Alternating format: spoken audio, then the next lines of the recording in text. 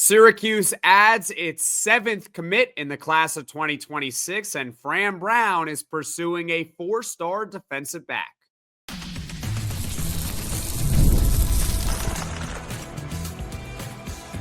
You are Locked On Syracuse, your daily podcast on the Syracuse Orange.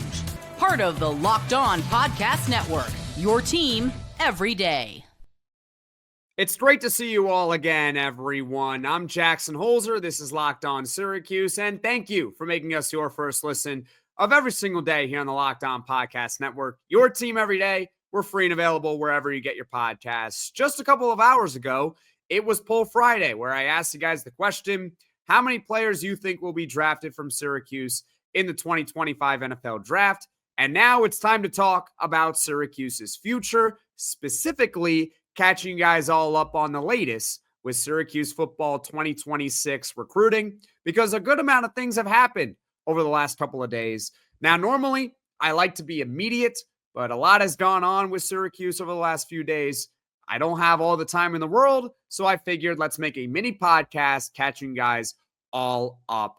We're going to talk about how the Orange added its seventh commit of the class of 2026, and also the fact that the Orange are a finalist for a four-star defensive back in 2026. So tons to look forward to here on this mini podcast. And let's start off with talking about the newest member of Syracuse football's 2026 recruiting class. It is Phoenix Henriquez, who committed to Syracuse just a couple of days ago. He is a wide receiver from Delaware that is listed at 6'1", 165 pounds on 24/7 Sports. And he is a three-star over on On3. He's not yet rated on 24/7 Sports, but that's because he's yet to be evaluated. My guess is when 24/7 Sports does evaluate him, because let's be honest, they kind of have to now that he's committed to a Division I power program, they're probably going to give him a three-star. That's usually what they do when they don't have a kid rated. Then they evaluate him and they just slap the three-star tag on them. It's not good. It's nor bad. It's just the reality of what they typically do, all right? But he is a three-star over on On3, and you can check it out there. As far as the offers for Phoenix Henriquez, it's a minor Northeast recruiting win, in my opinion, because they got him over UConn, Delaware, and Maryland. It's not the stiffest competition in the world, right? Maryland is probably their toughest one, and I guess it's a nice win getting him over Maryland, but yeah, you should be able to beat out UConn year in and year out for players. You should certainly be able to beat out Delaware year in and year out for players. But getting a recruiting win over Maryland is certainly solid, I should say. So not bad on that front. Now, there is an update regarding their class rankings in the class of 2026.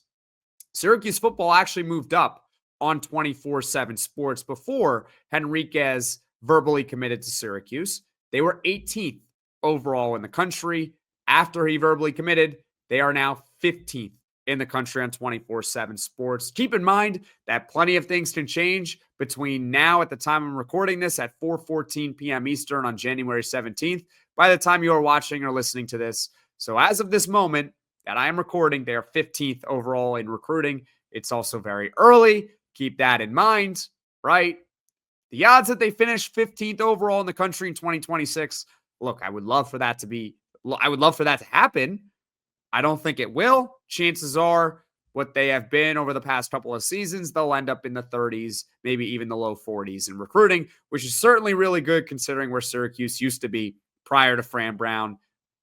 Bottom of the ACC, 70s in the country, not very good. So they're certainly better on the recruiting front, and they're off to a solid start.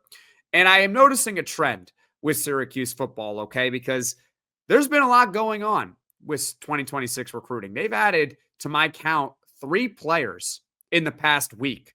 Okay, they got Henriquez, but they also got a 3-star wide receiver in BJ Garrett and JoJo White. So the activity is really picking up in the class. I think the Orange are going to have another big recruiting class in 2026. For context, the 2025 recruiting class for the Orange featured 35 players. That is the most in the country by a good margin. In second place, I believe, was TCU. You can correct me if I'm wrong, but the last time I checked, it was TCU with 30 commits. They had 5 more commits than the next highest school on the list. I don't know exactly if Syracuse is going to take 35 players once again. But just keep in mind, I think already the fact that they have 7, which is the 7th most in the country, I think they're once again pacing to have a really, really big 2026 recruiting class. I'd love to hear your thoughts on that. I certainly am not opposed to taking a lot of high school players and hoping that a good amount of them can develop and you can develop from within and build a sustainable winner, I should say. So let me know your thoughts in the comments section below. Once again, Syracuse football recently added their 7th commit in the class of 2026, wide receiver from Delaware, Phoenix Henriquez. Now, coming up, we can talk about the big splash, or maybe potentially the big splash, right? The Orange are a finalist for a 4-star defensive back in the class of 2026. This message is brought to you by Prizepicks, the place to get real money sports action. With over 10 million members and billions in winnings, Prizepicks has changed the game in daily fantasy sports. Whether it's the playoffs or regular season, Prizepicks has made it easier than ever to win big while enjoying all the football action. Now it's playoff time, and there's no better way to get in on the action than with Prizepicks. Here's how it works. You simply pick more or less on at least 2 players, and if your picks hit, you could win up to 1,000 times your cash. Yes, that's right. 1,000 times your money just by making a few simple picks. For me, I'm all about the hot takes this season. This week on Prizepicks, I'm looking at Lamar Jackson for more than 250 passing yards and Travis Kelce for more than 70 receiving yards. It's fun to predict and easy to play. Plus, with Prizepicks Flex Play, you can still double your money even if one of your picks doesn't hit. And with the app, you get your winnings fast, sometimes in as little as 15 minutes. Ready to run your game this football season? Download the app today and use code LOCKEDONCollege to get $50 instantly. And after you play your first $5 lineup, that's right, $50 just for playing. Don't wait. Take your game to the next level with Prizepicks. Prizepicks, run your game. From the first whistle to the final drive, FanDuel makes the NFL playoffs even more exciting. Right now, new customers can bet $5 and get $300 in bonus bets if you win your first bet. That's $300 to keep the action going. The FanDuel app is so easy to navigate, and the variety of bets keeps every game exciting. Plus, when you win, you get paid instantly. No waiting around for your winnings. Whether you're betting on your favorite team or just looking to add some extra excitement to the playoffs, FanDuel has you covered. Just visit FanDuel.com to join today and get started with $300 in bonus bets. That's FanDuel.com. Make this playoff season unforgettable with FanDuel, an official sportsbook partner of the NFL. Syracuse football is in the hunt for a big fish. That's right.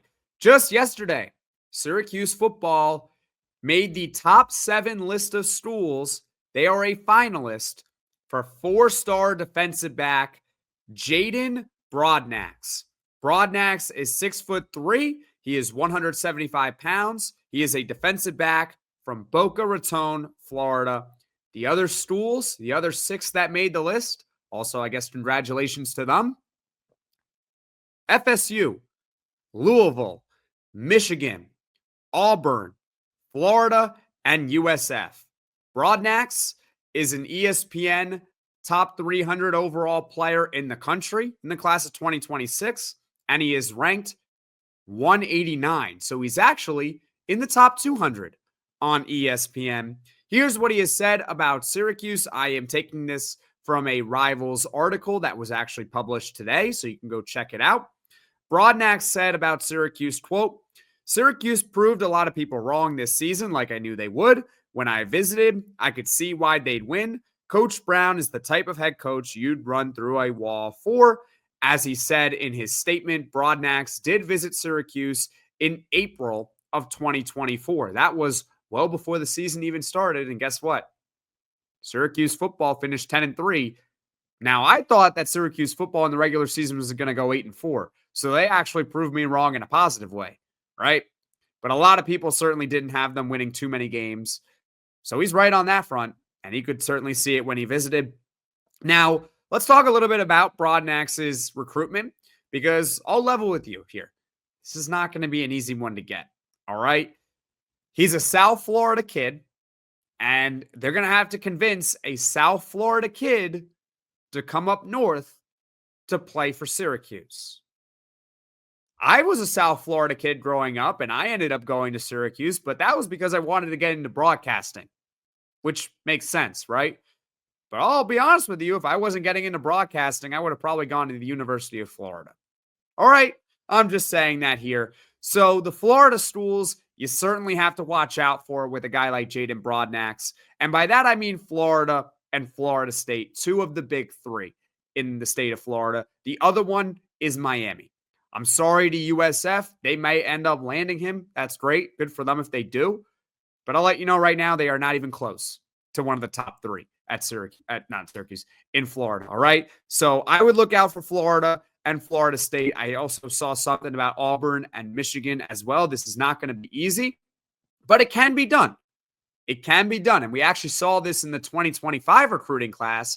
The Orange got two players who were elite recruits in the state of Florida. Consensus 4-star defensive back Demetres Samuel Jr., who they flipped away from Florida. They flipped him away from Florida. He was committed to the Gators, then flipped back to Syracuse. He had a long journey, but at the end of the day, he signed with the Orange. He's coming to school with Syracuse, all right? That's the good news with him. Also, they got 4-star defensive back Kaylib Singleton. So keep that in mind, and they got him also ahead of the University of Florida. It's also interesting because do you want to know the common denominator aside from the fact that those guys are from the state of Florida? Demetres Samuel, Kaylib Singleton, and now Jaydin Broadnax. You know what the common denominator is? You might already have figured it out. You might have already picked up on it. So kudos to you if you did. But if you haven't, I'll tell you. They're all defensive backs. Now that means something. If you don't understand why, that's okay. Let me tell you why, all right? Fran Brown is the head coach of Syracuse football. I think we are all pretty much well aware of that. And if you found that out for the first time, well, now you know. Fran Brown is the head coach of Syracuse football. His background, well, he came from the University of Georgia. He was a position coach at Georgia, the defensive backs coach at Georgia. Connect the dots. So they're all defensive backs. That's just something to keep in mind here.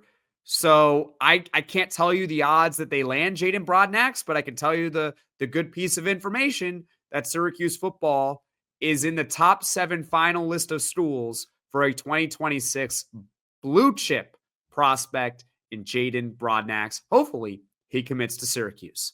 As far as what is coming up on the podcast in the future, we got a basketball game tomorrow afternoon. Syracuse basketball is hosting Notre Dame at 4 p.m. Eastern, and there will be a full post-game reaction podcast. Thank you for making Locked On Syracuse your first listen today. And for your second listen, you can check out the Locked On ACC podcast, Alex Dono and Kenton Gibbs. They keep it real and bring you the truth about where your favorite ACC team stands within the conference. You can find Locked On ACC on YouTube or wherever you get your podcasts. Folks, thank you all so much for watching. Thank you all so much for listening. If you like this podcast, make sure you hit that like button. And if you really liked it, make sure to hit that subscribe button, turn on those notifications. And if you could do me a favor, tell 1 or 2 of your closest Syracuse Orange friends. That way we can help the channel grow and reach all Syracuse Orange fans. I will see you all again tomorrow, post-game, Syracuse against Notre Dame.